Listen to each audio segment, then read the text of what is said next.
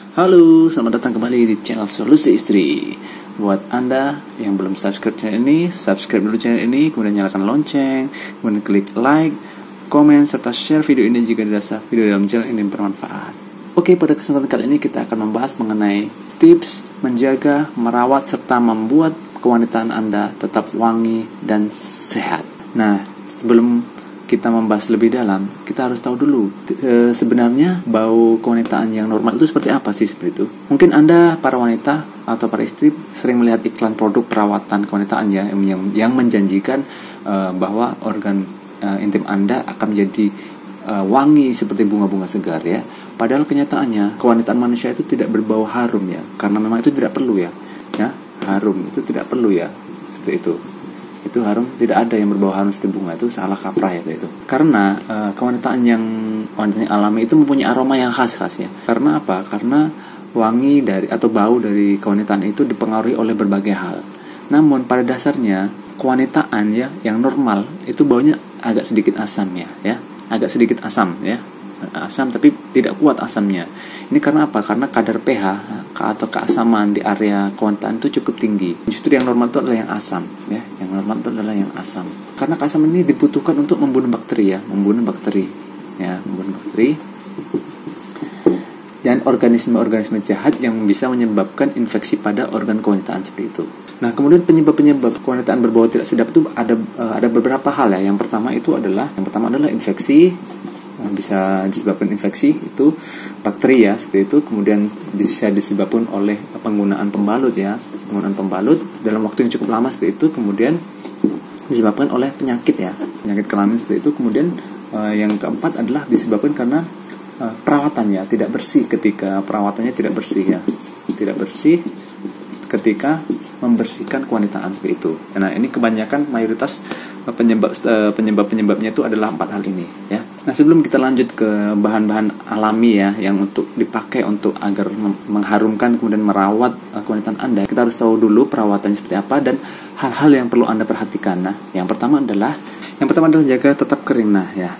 Karena organ kewanitaan itu sangat sensitif ya. Anda harus sering-sering mengecek ya, apalagi ketika Anda sedang masa menstruasi ya, sering-sering mengganti pembalut atau panty liner ya, seperti itu. Kemudian paling tidak setiap 4 jam sekali ya. Kemudian menggunakan jenis celana dalam yang terbuat dari katun ya. Ketika Anda sedang bekerja atau sedang beraktivitas, jangan menggunakan celana dalam yang sempit atau ketat seperti itu. Gunakanlah celana dalam yang terbuat dari bahan katun atau longgar seperti itu. Agar apa? Agar udara bisa keluar seperti itu. Nah, kemudian yang kedua adalah cara mencuci yang benar. Nah, seperti itu. Cara mencuci yang salah ini berakibat sangat fatal loh. Kenapa yang fatal? Karena ketika Anda mencuci dengan cara yang salah itu malah membuat bakteri itu masuk. Nah, cara cuci yang salah itu seperti apa? Cara cuci yang salah itu adalah ketika Anda mencuci dari belakang ke depan ya, dari arah anus ke kewanitaan Anda. Itu salah ya. Belakang ke depan itu salah. Nah, yang benar adalah dari depan ke belakang. Seperti itu. Caranya dari depan itu adalah siram dengan air ya, dari depan ke belakang seperti itu. Dari depan itu dari arah kewanitaan ke belakang. Setelah Anda mencuci dari depan ke belakang, itu keringkan dengan cara ditepuk-tepuk ya, ditepuk-tepuk pelan-pelan ya, jangan digosok ya, karena kalau digosok itu malah bisa membuat iritasi ya, dan membuat kulit menjadi merah, kulit kewanitaan menjadi merah seperti itu, dan bisa membuat bakteri itu malah masuk ya seperti itu. Nah, yang ketiga itu adalah jangan pakai produk kimia ya, jangan pakai produk kimia. Ingat ya, seperti saya bilang di awal tadi adalah kewanitaan yang normal itu bau wanginya itu memang khas, yaitu sedikit asam ya. Ingat, sedikit asam ya.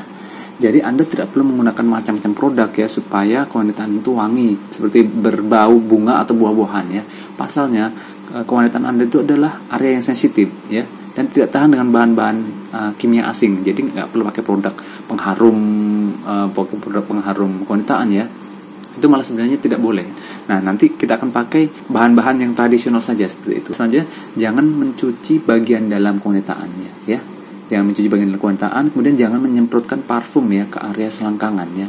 Apalagi menaburkan bedak di sekitar area selangkangan atau ke dalam kewanitaan. Nah, itu jangan sampai dilakukan seperti itu. Nah, setelah Anda melakukan perawatan seperti ini, kita langsung lanjut ke bagian bahan-bahan alami yang dipakai untuk membuat harum ya, seperti itu. Ingat ya, yang saya maksud di sini bukan harum buah-buahan ya, seperti yang bukan harum bunga atau buah-buahan ya, tapi harum khas kewanitaan yang sehat ya dan normal seperti itu apa. Oke, langsung lanjut kita ke bahan-bahan yang harus Anda tahu dan Anda gunakan. Nah, yang selanjutnya adalah bahan alami pengharum dan perawat kewanitaan dan area selangkangan Anda. Nah, yang pertama adalah yang harus Anda coba atau harus Anda pakai adalah yang pertama adalah kunyit ya. Yang pertama adalah kunyit. Nah, kenapa kunyit? Karena kunyit ini mengandung sifat antimikroba ya, anti-inflamasi dan antioksidan. Nah, itu kandungan yang pada kunyit itu baik ya, sangat baik digunakan untuk mengatasi masalah kewanitaan yang salah satunya disebabkan oleh bakteri atau jamur seperti itu. Nah, kunyit ini nanti bisa dijadikan jadi dua, yaitu bisa dikonsumsi ya, konsumsi dan untuk mencuci. Nah, kalau untuk konsumsi ya, itu bisa Anda konsumsi langsung ya, bisa dalam bentuk mentah ya, setiap pagi bagusnya, sebelum perut terisi ya. Pagi bangun tidur sebelum perut terisi, ini bisa Anda konsumsi, bisa jadikan jamu seperti itu ya. Nah, ini buat yang tidak suka rasanya, tidak bisa minumnya, bisa Anda gunakan untuk mencuci. Nah, caranya untuk mencuci bisa direbus dengan air ya. Air rebusan tersebut ya dijadikan sebagai sabun untuk mencuci area kewanitaan ya. Nah, bahan-bahannya itu cukup 3 siung kunyit ya. Nah, kupas, kemudian 3 siung aja cukup ya. Kupas, kemudian cuci bersih, kemudian potong tipis-tipis. Setelah itu rebus. Rebusannya itu hingga air tersisa setengah.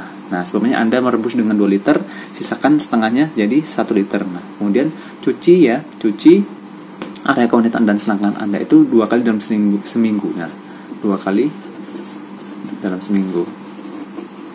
Karena apa? Kalau Anda sering-sering itu tidak bagus juga seperti itu. Karena itu intinya kan untuk perawatan ya. Untuk apa? Agar bakteri-bakteri baik dalam area kewanitaan itu tidak ikut mati seperti itu. Ini bagus sekali kunyitnya. Apalagi kalau Anda bisa mengkonsumsi sekaligus menggunakannya untuk mencuci seperti itu. Oke, lanjut. Nah, yang kedua adalah daun jambu biji. Daun jambu biji ini banyak digunakan untuk mengobati luka ya, dan mencegah infeksi mikroba. Nah, karena apa? Karena daun jambu biji ini mengandung tanin, kemudian mengandung antioksidan, kemudian mengandung antibakteri dan sifat antiproaktif. Nah, karena kandungan tersebut ini juga bisa digunakan untuk mengatasi bau tak sedap ya pada area kewanitaan Anda.